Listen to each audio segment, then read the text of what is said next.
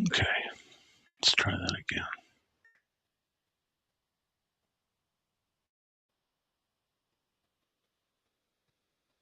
There it is. Live Storytime, reading Kiowa Trail by Louis L'Amour, a Western.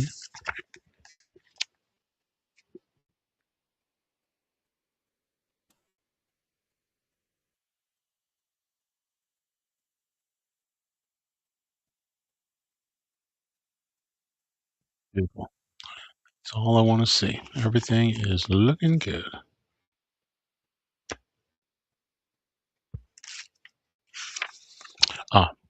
Let's do a inauguratory, celebratory, simultaneous sip. Get your favorite beverage in honor of the gone but not. We're going to start with a simultaneous sip a la Scott Adams. Hold on, let me just share a selected tab. We're going to share the audio. And here we go.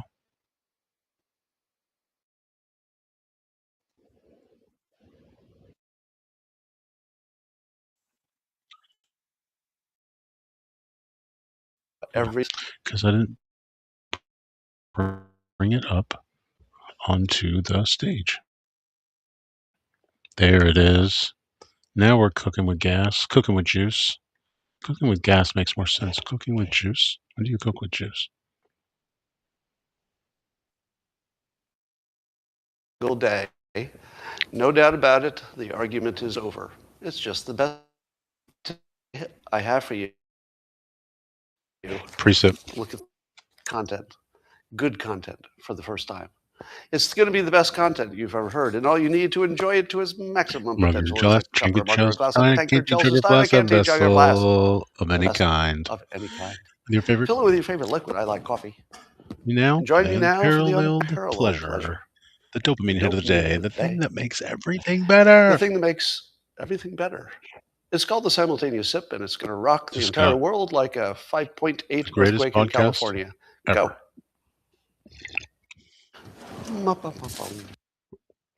Thank you, buddy. Thank you very much. Love that. Okay. We have our beverages. We have Louis L'Amour, Kiowa Trail, America's fastest selling Western writer. Kiowa Trail, there were about 100 different things that got Dury killing mad. Gunslingers taking potshots at women were at the top of the list. Kiowa Trail's railhead. Dury was a ramrod of the tumbling bee. He just finished the long, rough drive up the trail from Texas and was looking forward to resting up in the railhead town. Kate Lundy, she owned the tumbling bee. She'd gone along on the drive and she'd stood off Comanches single-handed. She was as tough as she was beautiful. Tom Lundy was Kate's kid brother with a weakness for pretty women that was always getting him into trouble. Then somebody shot young Tom in the back.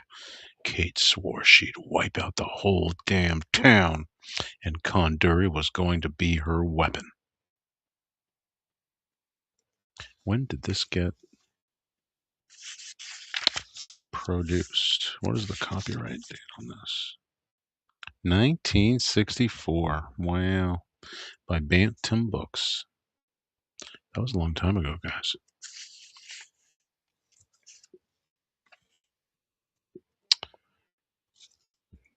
From the diary of Jordan Rasco, we rode a Kiowa trail, him and me, with Winchesters to point the way.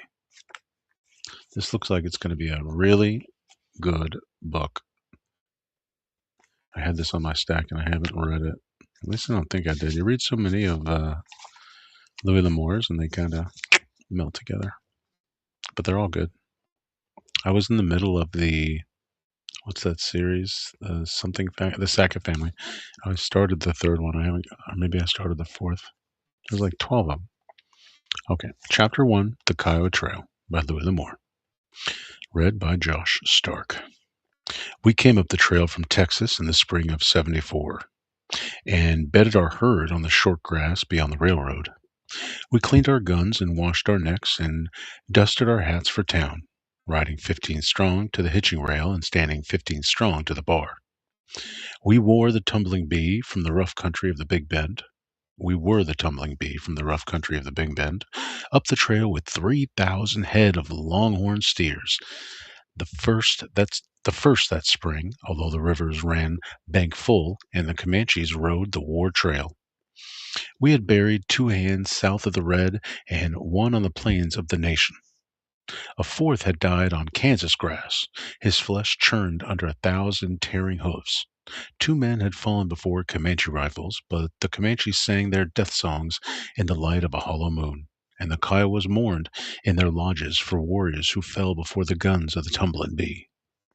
The town to which we had come was 10 buildings long on the north side of the street and 7 long on the south, with stock corrals to the east and a boot hill on the west, and in between an edging from the mills of hell. That doesn't sound good.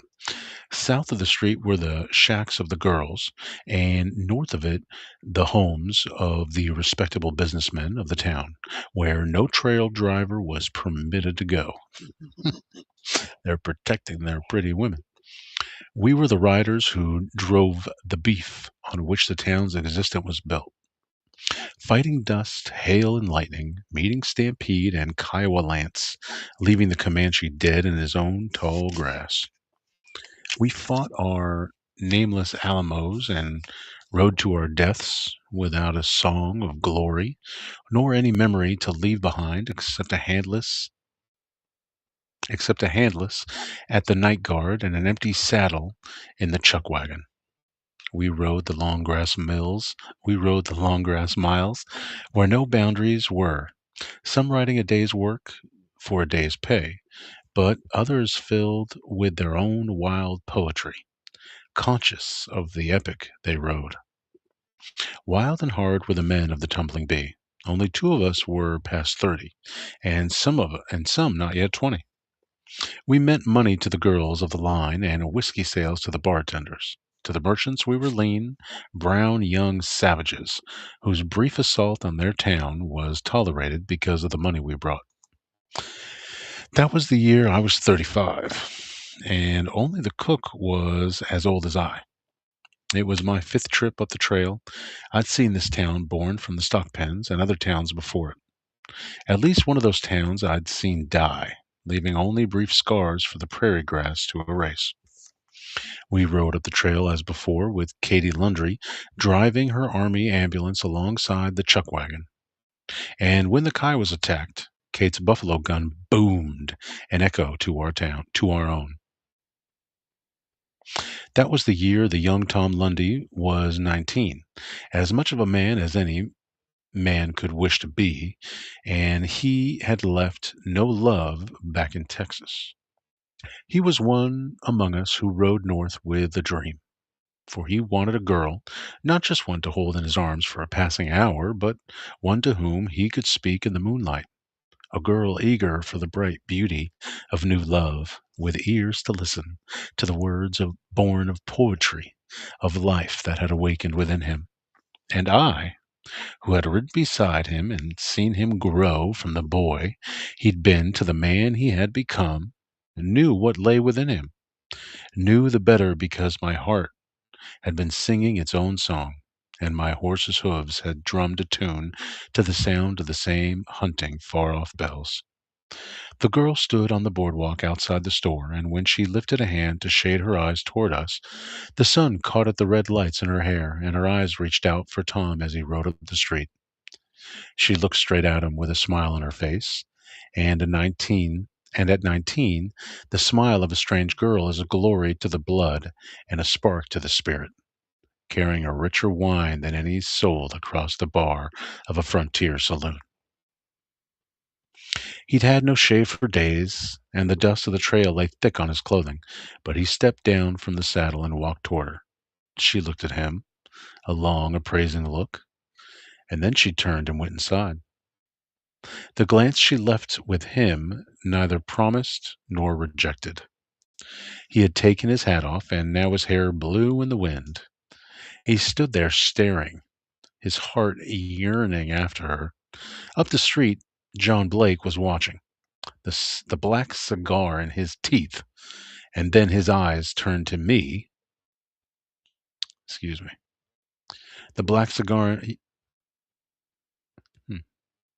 He rolled his cigar to the other side of his mouth, then turned away and walked up the street.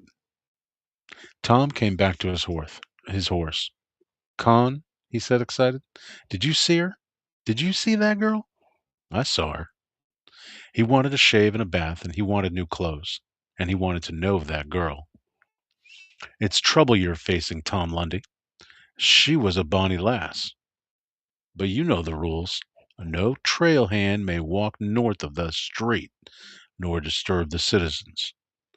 I've got to know her, Con. I've got to. I'm not going to bother anybody. It's just that I got to know her, to talk to her. This is John Blake's town. The name had a special sound of its own, for it was a name known wherever cattle grazed. He was a hard man, trained by experience in the handling of hard men, knowing as much of their ways and movements as we knew of the cattle we drove. When we spoke, when he spoke, his voice was law. A square and powerful man with square and powerful hands. A man with a reputation for square dealing, but one who backed his law with a gun. This is a time for courting, Tom Lundy said, and I want trouble with no man, least of all with John Blake. When we stepped down from our saddles at the Bon Ton, I heard Red Mike say, "No drinking this day. We've got a man to stand behind." There was a bright eagerness in young Tom's eyes, and I stood there on the walk watching him and thinking about it. Tom Lundy was a man strong, and man in the work he did. He was Kate Lundy's brother, but he had asked for no favors because of it, standing to his work through drouth and blizzard. I think that's drought spelled the old way. Through drought and blizzard, through dust and Indian battle. Yet in some ways he was very young, for in our wild country there were no girls for miles, and none for the likes of young Tom, who had grown to manhood on the novels of Sir Walter Scott.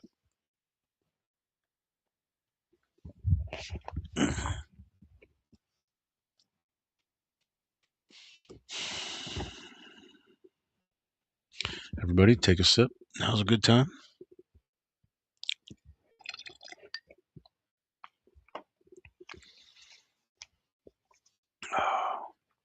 Thanks for joining on Twitch. Let me see if anybody's. If you say hi in chat, I will say hi back. My name is Josh, by the way. Former military, former Army, infantry, but did not deploy, but did get discharged honorably, thank God.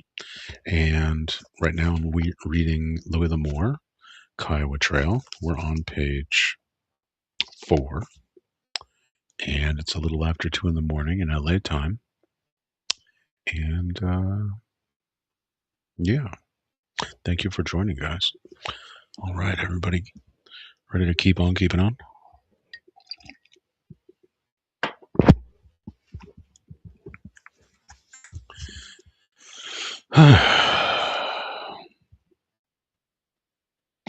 In his own dreams, he was a knight in bright armor who rode to find the golden-haired princess.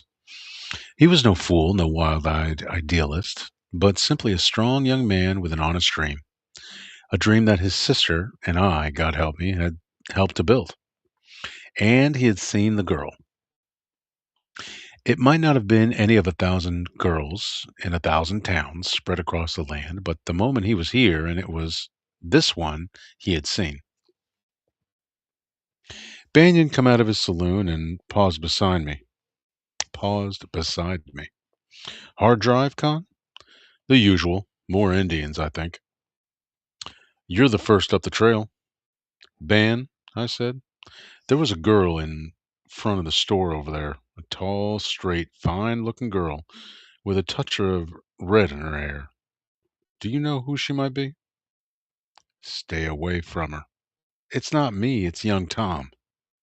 Banyan took the cigar from his teeth and studied it carefully before replying. Con, you tell the boy to stay on his own side of the street.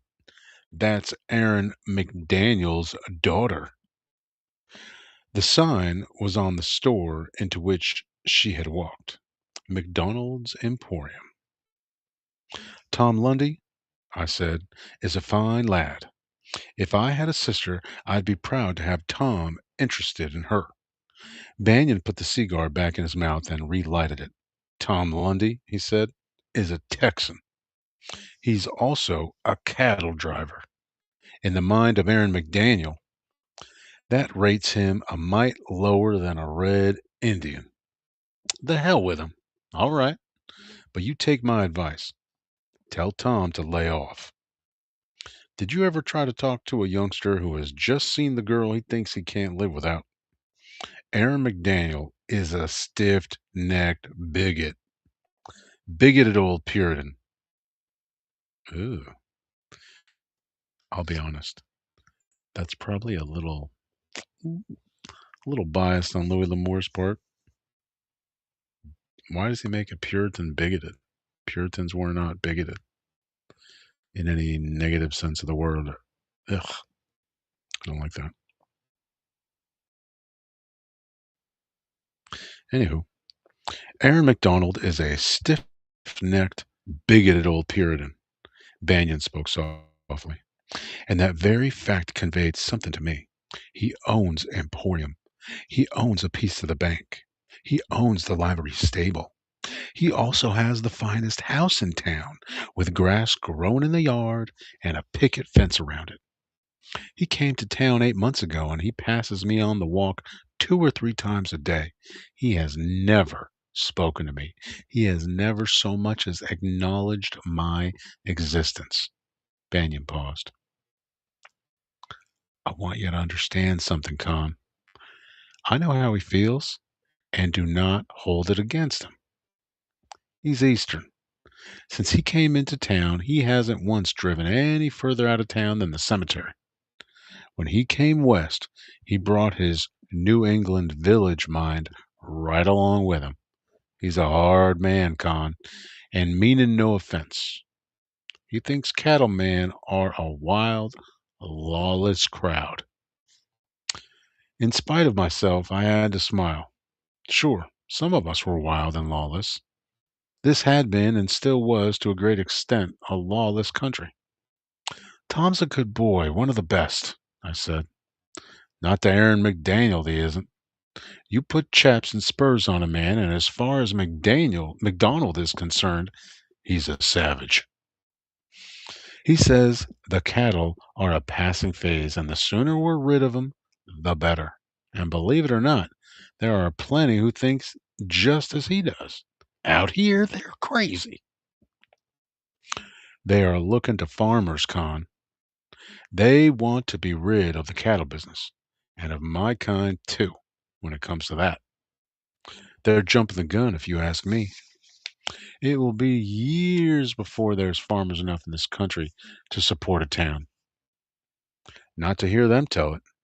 Kate Lundy was coming out of the hotel, so I excused myself and went to meet her. Kate was a handsome woman. Not all the hardship of pioneering on the Texas border had taken one bit of it from her. She was tall, slender, and graceful. She had a beautifully blonde face and large, lovely eyes.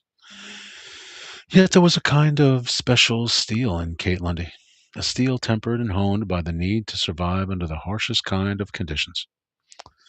Only two people knew what Kate had been through. Only one, really, for Tom. Only one, really, for Tom had been too young to appreciate most of it. And that left me. Good morning, Con, Kate said. How are the cattle? Fine. I left Priest and Naylor out there with Darguet. Darguet. That's a weird name. Have you had breakfast? Coffee. I thought I'd better come in and talk to them first. Hardy's men's down at the yards. He can handle 500 head today, but we'll have to graze most of the herd until he gets more cars. The grass is good. Yes, it is. You worried, Con? What is it? Tom. He's laid eyes on Aaron McDonald's daughter, and he's cleaning up to go courting. You mean she isn't a nice girl? Is that it? She lives north of the street. She didn't reply for a minute or two. We stood there together in the bright sunlight. Finally, she said simply, Con, let's have breakfast. We turned toward the restaurant, but John Blake was coming up the walk. We stopped to greet him.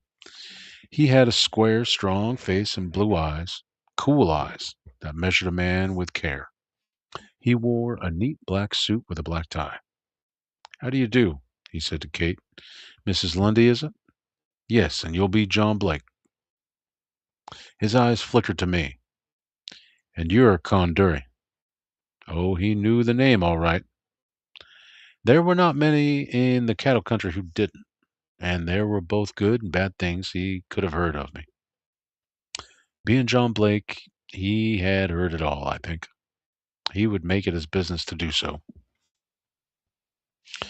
You've the name of a good cattleman, Dury, and your steers look it. He glanced along the street, and then he came to the point. Your men aren't drinking. No. Todd Malloy, he said, and Red Mike, and a dozen more like 'em. They're good men, John Blake. You came for trouble, Dury? The Comanches are riding the war trail, and the Kiowas. A man would be a fool not to expect trouble. No more? Man, I said irritably, think of it. Why would we want trouble? Mrs. Lundy has a good crew, a solid crew, and a crew that has been with her for some time. Our hands are her family. It is true, Mr. Blake, Kate said. He was not through. He knew as well as we did that when hands do not drink, something is in the wind, and he wanted to know what to expect. We were scarcely seated in the restaurant before she came in. A beautiful girl, cool, composed, and a bit older than I had first thought. She was perhaps 19 or even 20.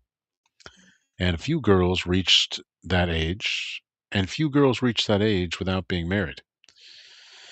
Kate glanced at her, then looked again, but before she could say anything to me, the door burst open and Tom came in. He did not see us. He saw nothing but the girl before him, seated alone at a table. He approached her, sweeping his hat from his head. I saw you when I rode into town, he said. I'm a poor hand for courting, knowing little but horses, cattle, and grass. I know that when I saw you standing there, I knew that my life I knew that my life began and ended with you, and I would have no happiness until I knew you. You know at this point that he is not going to be getting with this girl. Besides the fact that we already had a spoiler on the back, I shouldn't have read that. I've definitely said something like that to a girl before. When I was 15, I remember writing poetry to a girl and reading it to her too. I think she liked it. We kissed. I should do that. I should do poetry. I should write more poetry. Let's see here. Where were we? Yeah, good old Tom has made a fool out of himself. She looked up at him and said, My father is Aaron McDonald, and a hard man. He looks with no favor on Texas men. If you'll allow it, I shall call this evening. He is unperturbed. The house stands among the cottonwoods at the street's far end. Oh, she gave him his address. And it is on the north side of the street, she added. He said, You can expect me. Give up. He turned and walked out of the restaurant, and he did not see us, nor look our way.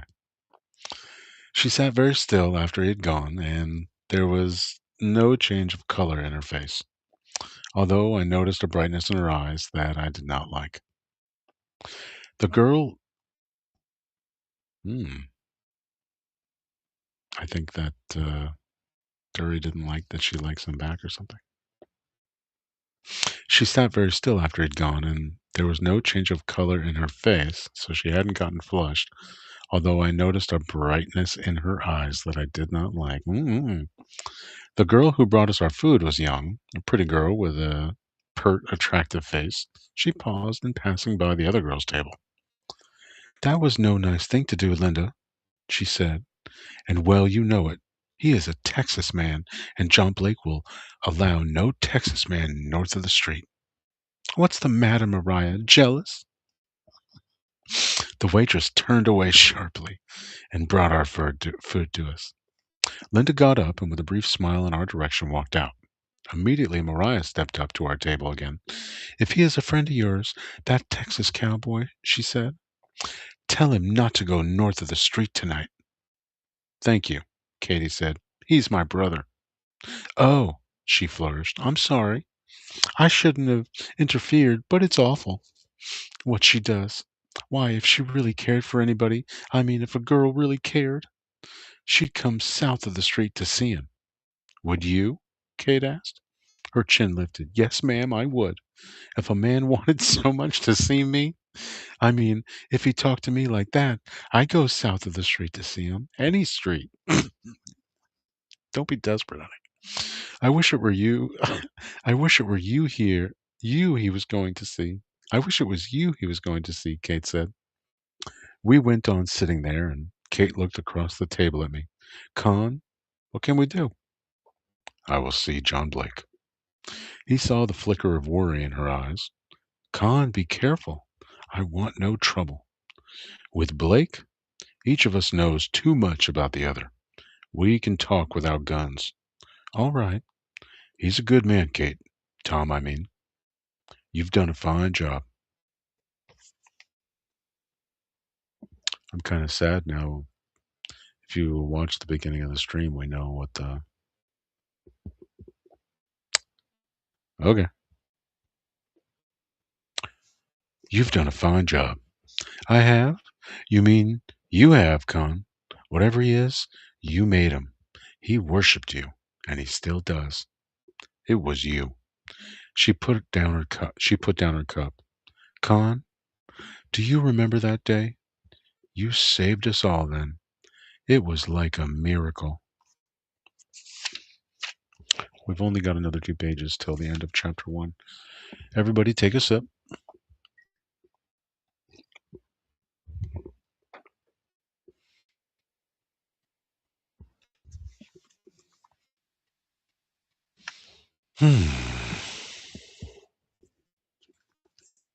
Okay.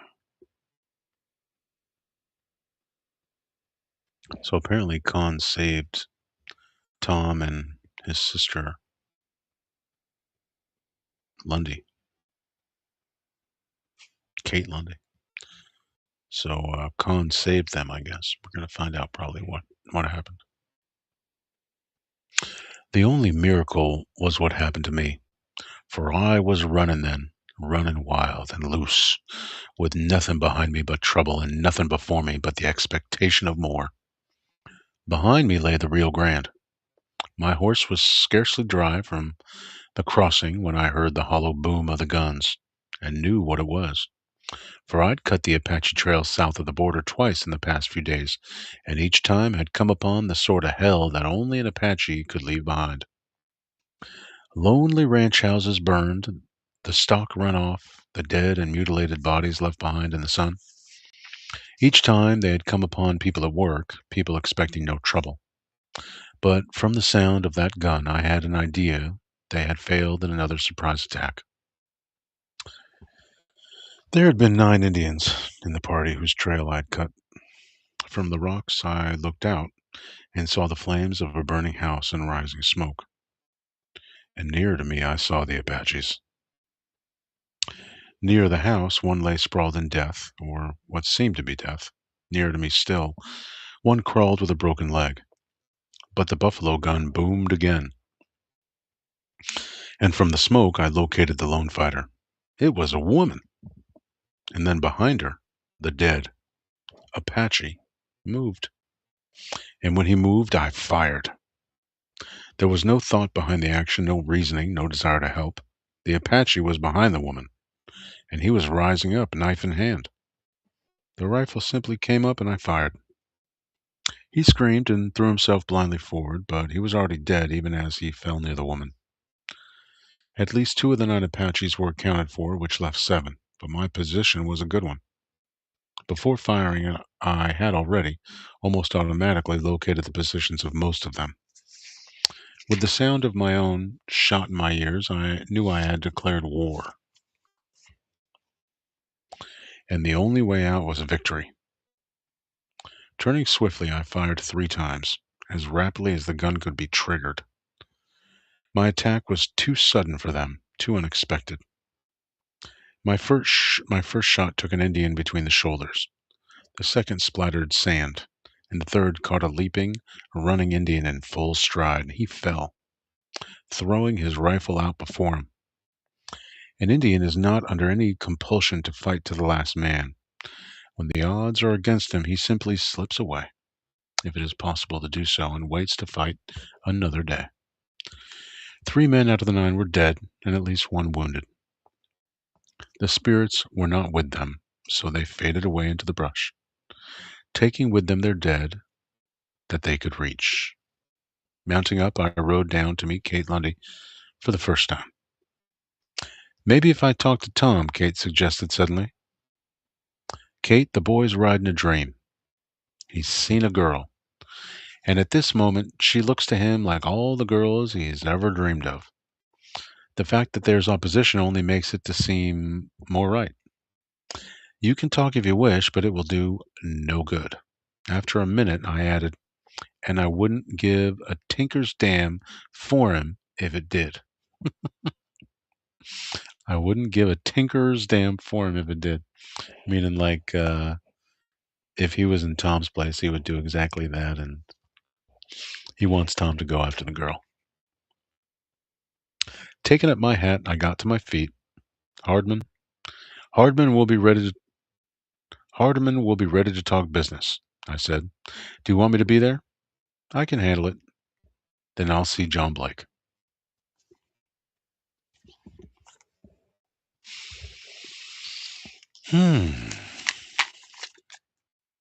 We will read chapter 2 the next time. Hopefully that will be sooner rather than later. After this, I want to do the Red Badge of Courage. I started reading that on X and I didn't finish it. And I would start over and I would do it again. It's excellent, especially towards the end. The beginning is a bit slow, but it gets very, very good.